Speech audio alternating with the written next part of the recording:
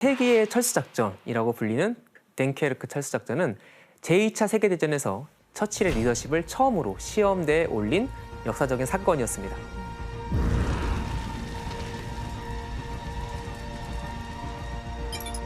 덴케르크가 보면 이렇게 프랑스와 벨기에 근처에 있는 이 항구 도시입니다. 처칠이 총리에 오른 날이 1940년 5월 10일인데요. 이때 독일은 방향을 서쪽으로 돌려서 프랑스 침공을 본격적으로 시작한 날이었습니다.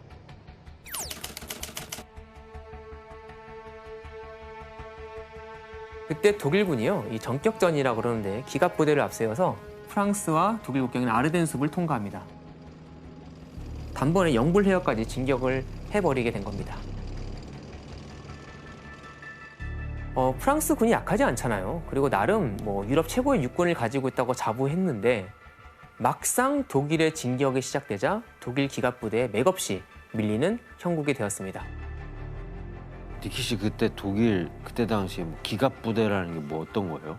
네, 당시 독일군은 이제 탱크로만 기갑사단을 만들어서 이렇게 아까 교수님 말씀하신 것처럼 이렇게 엄청 빠르게 공격하는 그런 전술을 이용했었어요. 사실 당시만 해도 탱크는 좀 보조 무기 정도로만 여겨질 때인데 독일군은 이제 이전 전투와는 달리 이 탱크를 아주 적극적으로 활용했죠.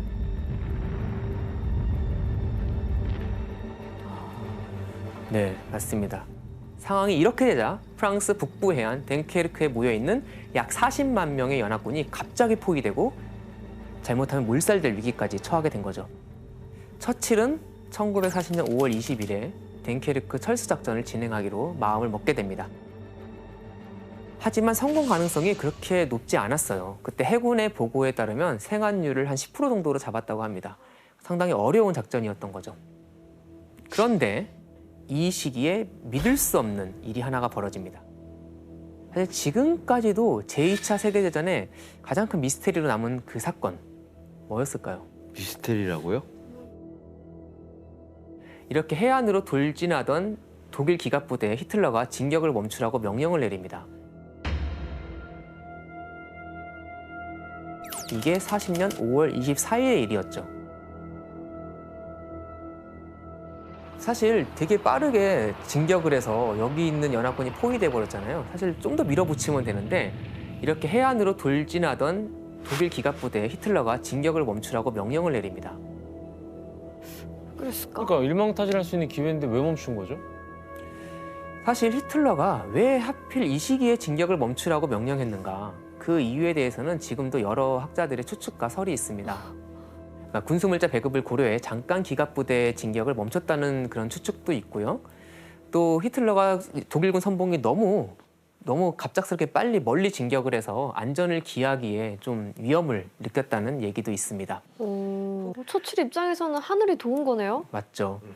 확실한 건 독일군이 진격을 멈춘 이 3일의 시간 동안 연합군은 덴케르크의 방어선을 구축할 수 있었다는 겁니다. 그리고 5월 26일 새벽 처칠은 덴케르크 철수작전을 명령하죠.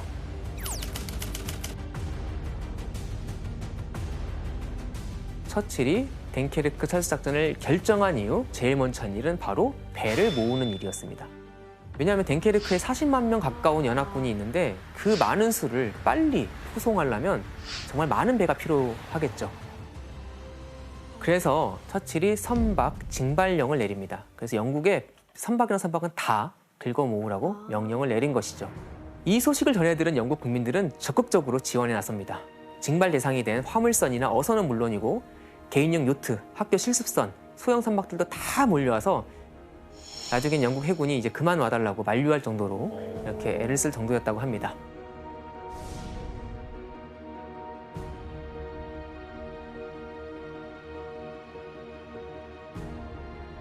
와, 진짜 저건 전 국민이 마음을 모아야 가능한 일이네요.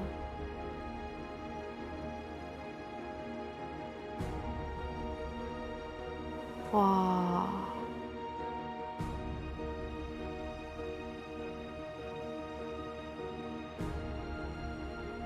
자, 그러면 연합군이 이런 대규모 철수작전을 하는 동안 히틀러는 뭐 하고 있었을까요? 잠깐 쉬고 있었나? 네, 사실 히틀러는 뒤늦게 상황을 파악하고 5월 26일 저녁이 돼서 기갑부대에게 내려진 정지 명령을 철회합니다. 독일군의 반격이 시작되죠. 다음 날인 27일부터 독일 기갑부대가 다시 연합군의 숨통을 조여오기 시작했고 덩케르크 주변 각지에서는 격전이 벌어졌죠. 그리고 이번에는 독일군은 공군까지 동원해서 연합군에게 공격을 하기 시작합니다. 정말 수많은 이 연합군이 폭격으로 목숨을 잃을 그런 위기에 처해 있었죠. 그때 저 멀리서 바다를 건너 영국 전투기가 날아오기 시작합니다.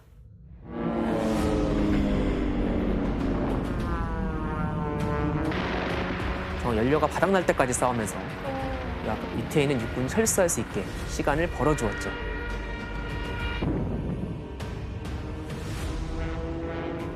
자, 이래서 이런 와중에 수많은 병력이 안전하게 영불 해협을 건너 탈출을 할 수 있었고 약 34만 명의 연합군 병력이 무사히 영국 땅을 밟을 수 있게 되었습니다.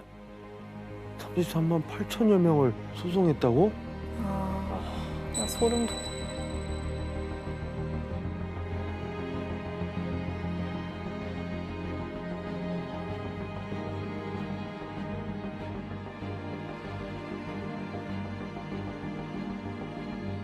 참 죽다 살아났다는 말이 참 이거에 맞는 것 같아요. 뭔가 감동이다 진짜. 와, 굉장히 행복해 보인다, 진짜. 그러니까. We shall fight with growing confidence and growing strength in the air. We shall defend our island, whatever the cost may be. 와. We shall fight on the beaches. We shall fight on the landing grounds. We shall fight in the fields and in the streets. We shall fight in the hills. We shall never surrender. 웅장해지네요. 예. 영화에서도 비슷한 장면이 있었던 네, 것 같아요. 맞습니다. 정말 마음이 웅장해질 정도로 사실 기적 같은 일이었어요. 처칠이 이 연설을 이제 덩케르크 작전이 사실상 성공했을 그 시점에 했다고 하죠. 피터 씨 연설 들으면서 약간 울컥하신 것 같은데 뭐 어떤 느낌이 드셨던 거예요? 그 덩커크라는 단어만 들어도 영국 사람들 약간 너무 약간 자랑스러워하면서 그 수많은 사람들을 구했던 생각하면서 조금 울컥하기만 해요. 지금 눈물 날 것 같아요. 아니 하고 저도 그 덩커크 스피릿이라는 거 있어요. 덩커크 정신이라고 할 수 있죠. 약간 포기하지 말자, 힘을 다 합치자 그런 뜻으로 지금까지 쓰는 말이에요. 그래서 영국에 무슨 재정 위기 있거나 그런 상황에도 신문 기사 같은 거 봤을 때 영국 사람들 덩커크 스피릿 필요하다 이런 식으로 축구 경기 때도 많이 써요. 특히 독일이랑 했을 때 조금 아슬아슬하게 1대0으로 이긴다. 근데 너무 공격받고 있을 때 We need the Dunkirk spirit right now 이런 식으로도 많이 얘기해요. 네. 우리로 치면 명량정신, 한산전신 그 정도 되는 것 같아요. 그러겠네요. 처칠은 이렇게 덩케르크 철수작전으로 전쟁에 대한 의지를 정말 북돋았지만 사실 타격도 만만치 않았습니다. 어떤 피해가 구체적으로 있었을 것 같으세요? 군사력의 타격 아닐까요? 군사력이 사실은 사람도 있지만 장비도 있잖아요. 장비를 다 두고 예, 왔구나. 거기다 두고 올 수밖에 없었죠. 그렇구나. 덩케르크에 남겨두고 온 장비와 물자 피해가 컸고요. 또 영국 공군의 막대한 손실도 감수해야만 했죠. 하지만 30만 명이 넘는 병력이 살아남았기 때문에 영국은 이후 독일과 싸울 수 있는 마지막 기반을 그래도 남겨놓을 수 있었습니다. 이렇게 처칠과 영국 국민이 히틀러와 싸워보겠다는 의지를 더 강하게 하고 있을 때 히틀러는 독일 공군에 총통 지령 17호를 내려서 가능한 최단 시간에 영국 공군력을 제압하라고 지시를 합니다. 그래서 40년 8월부터는 영국과 독일 간의 본격적인 공중전이 벌어집니다.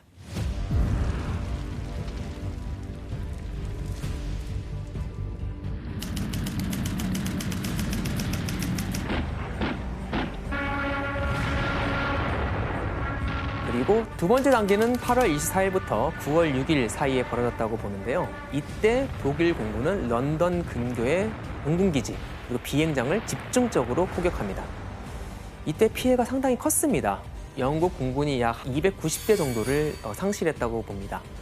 당시 이제 영국 공군이 보유한 항공기가 그렇게 많지는 않았어요. 막 만들고 있었지만 독일에 비하면 훨씬 적었기 때문에 사실 이 피해가 상당히 타격이 컸습니다. 그런데 독일 공군이 갑자기 공격 목표를 바꿔버립니다. 이제 독일 공군의 목표는 영국의 수도 런던이 된 겁니다. 런던? 사실 그동안은 영국도 독일도 서로의 수도에는 폭격을 제한하고 있었습니다. 왜 그랬을까요? 그 뭐 상도인가? 그래서 전쟁에서 상도는 있죠. 약간 보복이 두려워서? 맞아요. 그러니까 상대편을 괜히 자극하고 또 폭격하면 자국 수도도 공격을 받을 수 있기 때문이죠. 그런데 1940년 8월 24일에 그 토요일 밤이었는데 독일 폭격기 한 대가 길을 잃고 실수로 런던 상공에서 폭탄을 떨어뜨립니다.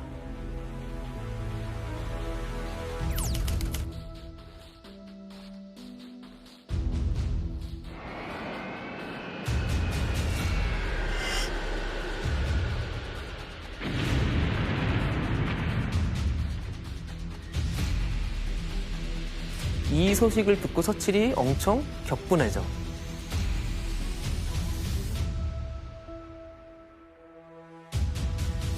그리고 또 한편으로는 전쟁의 양상을 바꿀 수 있는 기회라고 생각해서 바로 다음 날 베를린 공격을 명령합니다.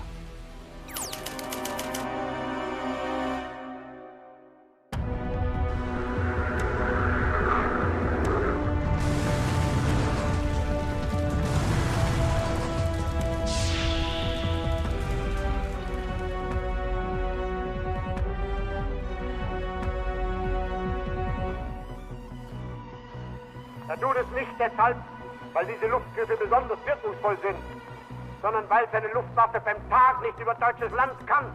Und wenn die britische Luftwaffe 2.000 oder 3.000 oder 4.000 Kilogramm Bomben wirft, dann werfen wir jetzt in einer Nacht 150, 180, 230, 300. Sehr gern, Sie werden bei uns Städte im großen Ausmaß angreifen.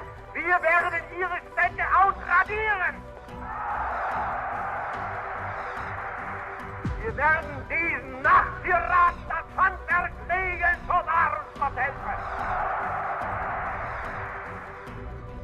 놀랍게도 하나도 못 알아듣겠는데 무슨 말인지 알겠어요. 들어보니까 어떠세요?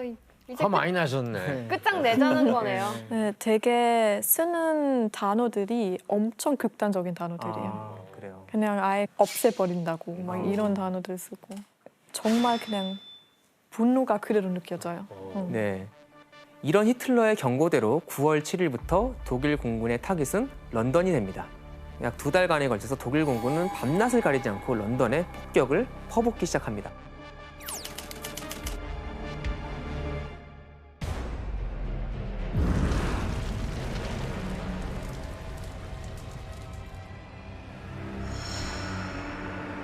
와, 몇 대야? 얼마나 무서웠을까요?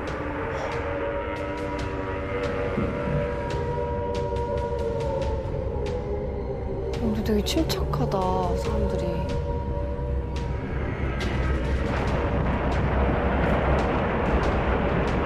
아, 좀 무섭다, 사이전수. 어떡해.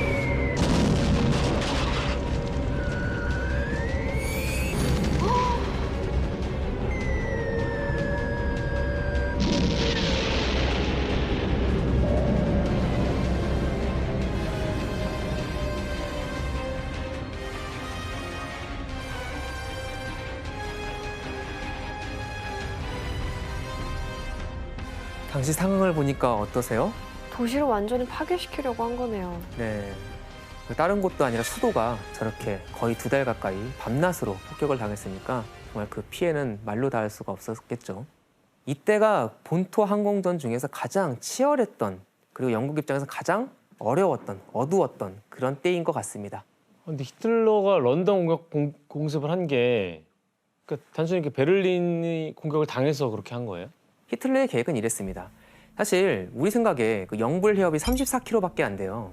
그냥 어떻게든 군대 상륙시키면 될 것 같잖아요. 그런데도 히틀러가 먼저 공습을 시작한 이유는 이제 해협을 건너려면 먼저 제공권을 확보해야 된다고 생각했습니다. 그런데 9월이 되자 가을 강풍이 불기 시작했고 그리고 히틀러는 공중전이 더 어려워지는 겨울이 되기 전에 확실히 승기를 잡아야 됐다고 생각을 하게 됩니다. 결국 영국 본토 항공전은 1940년 10월 31일에 사실상 막을 내립니다. 자, 그렇다면 독일 공군의 이 막강한 공격을 영국이 막는 데 성공한 요인은 무엇이었을까요? 뭐지? 바로 영국 공군의 전투기일 것 같습니다. 오. 처칠이 총리가 되자마자 전투기와 폭격기 생산을 아주 독려합니다. 이 전투 양상이 공중전으로 벌어질 것을 예상했기 때문이죠. 대단하다. 어떤 전투기인지 한번 볼까요? 이게 영국 거예요? 네, 사실 영국 사람들이 정말 애정하는 그런 전투기 두 종입니다. 하나는 스피파이어, 그리고 하나는 또 허리케인이죠. 아, 허리케인.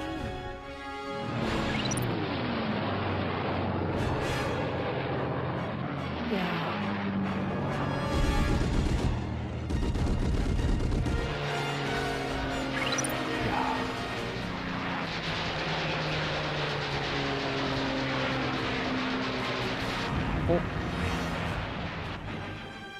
멋있어. 진짜 멋있어. 사실 스피파이어가 허리케인에 비해 성능이 훨씬 더 우세했습니다. 속도도 빠르고 더 빨리 회전하고, 그렇지만 가격이 좀 더 비쌌어요. 그리고 허리케인은 보시면 조금 더 튼튼하고 우직해 보이죠? 그런데 성능이 좀 떨어졌습니다. 그렇지만 훨씬 더 저렴하고 튼튼하다는 장점이 있었죠. 아, 그래서 둘 중에 하나만 생산한 게 아니라 둘 다 생산을 합니다. 그래서 허리케인은 속도가 상대적으로 느린 독일 폭격기를 공격하게 하고, 그 호위 전투기들이 있잖아요. 그거를 스피파이어가 맡게 된 거죠. 물론 당시 독일에도 뛰어난 전투기가 있었습니다. 독일 주력 전투기이자 최고 속도와 상승 속도가 아주 뛰어났던 메서스미트 BF109입니다.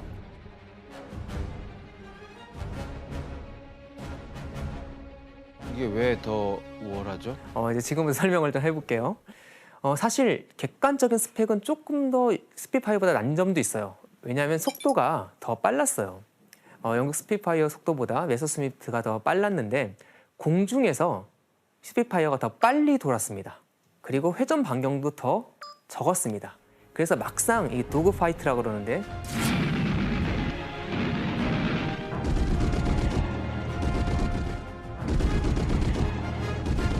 서로 이렇게 물고 물리는 그런 공중전을 할 때는 스피파이어가 더 우세를 보였습니다.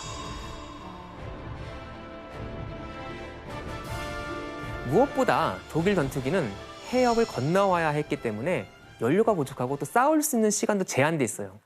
그러니까 이걸 10분 활용해서 영국군이 홈그라운드 이점을 10분 활용했죠. 그리고 또 한 가지 영국이 이 전쟁을 대비해 개발한 비밀 병기가 있었습니다. 무엇이었을 것 같으세요? 영국이요? 네. 바로 레이더입니다. 아, 레이더. 전쟁 전 영국은 레이더를 개발해 독일 항공기의 접근을 사전에 경고해주는 체인홈 시스템을 개발했습니다.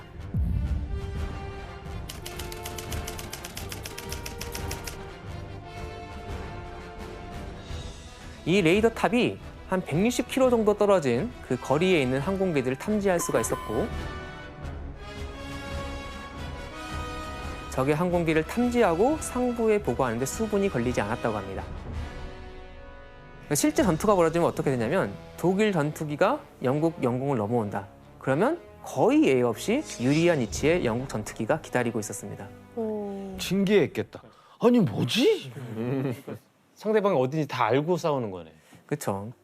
사실 레이더를 영국이 처음 만든 건 아니에요. 그러니까 영국, 독일 모두 전쟁 전에 이미 레이더를 개발한 상태였는데 독일은 레이더의 기능성을 과소평가하고 결국 승리는 전투기와 폭격기가 가져올 것이다 라고 해서 거기에 투자한 반면 영국은 일찍이 레이더의 방어력을 발견하고 거기에 집중해서 레이더 설비에 엄청난 투자를 합니다. 그리고 마지막으로 영국 본토 항공전의 궁극적인 승리 요인은 바로 매일매일 공포와 맞서 싸우며 일상을 살아간 런던 시민들이었을 겁니다. 시민들은 각각의 일상을 유지하기 위해 최선을 다했죠. 그리고 처칠은 끊임없이 라디오 연설로 항전 의식을 고취했죠. 이렇게 영국의 전쟁 대비와 시민들의 노력으로 영국 본토 항공전은 결국 승리로 마무리가 됩니다. 야, 이 영국 본토 항공전에서 영국이 끝까지 버틴 게 그 뒤에 2차 세계대전 양상에도 영향을 좀 크게 줬을 것 같아요. 네, 맞습니다. 우선 독일은 영국 때문에 서부 전선에서 상당한 공군력을 상실하고 인력 손실을 입은 상태에서 나중에 소련을 침공하게 되죠.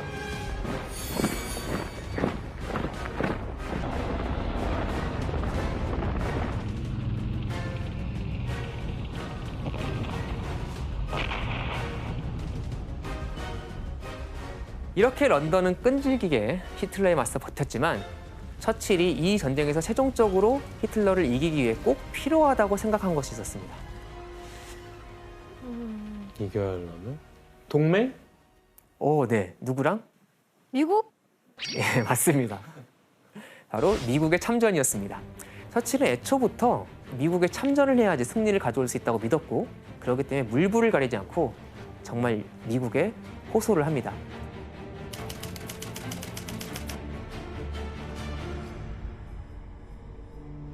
We shall not fail or falter. We shall not weaken or tire. Give us the tools, and we will finish the job. 이런 처칠의 지원 요청에 미국은 어떤 반응을 보였을 것 같으세요? 출법도 한데. 아직은 좀 망설이는. 사실 당시 미국의 루즈벨트 대통령은 처칠의 구애에도 불구하고 상당히 좀 뜨뜻미지근한 반응을 보입니다. 왜냐하면 미국도 반전 여론이 높았어요. 그러니까 이제 1차 세계대전의 그 악몽이 너무 커서 웬만하면 전쟁에 끼어들지 않았으면 하는 여론이 훨씬 높았습니다. 그래서 미국 의회가 무기수출법이라는 걸 통과시키는데요. 여기에 따르면 무기를 사고 싶으면 먼저 성금을 입금하고 그 다음에 자기가 무기를 가져가는 것을 원칙으로 하는 내용을 가지고 있었습니다. 그리고 루즈벨트는 이것을 근거로 이 처칠의 요구를 거절하죠. 하지만 처칠은 쉽게 포기하지 않았습니다. 어떻게든 미국을 설득하기 위해서 루즈벨트 대통령한테 1,100통이 넘는 편지를 보내고 1,100통이 넘는 편지를 보내고 전보를 보내고 백악관에 기회가 닿으면 전화를 하고 어떻게든 정말 이 대화를 이어나가면서 정말 미국에 도와달라고 요청을 했습니다. 정말 이건 삼고초려가 아니라 천고초려인데요. 근데 좋은 방법이었을까요?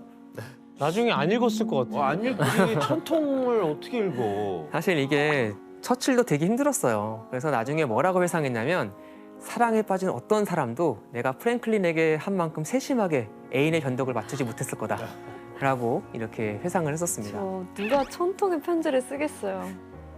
피터 씨, 처칠 경이 때와 장소를 가리지 않고 이 루즈벨트한테 이렇게 막 매달렸다면서요? 네. 1941년에 크리스마스 시즌쯤에 백악관으로 갔어요, 처칠이. 근데 저기서 목욕하고 난 다음에 벌거벗은 채로 돌아다니고 있었어요. 자기 룸이니까.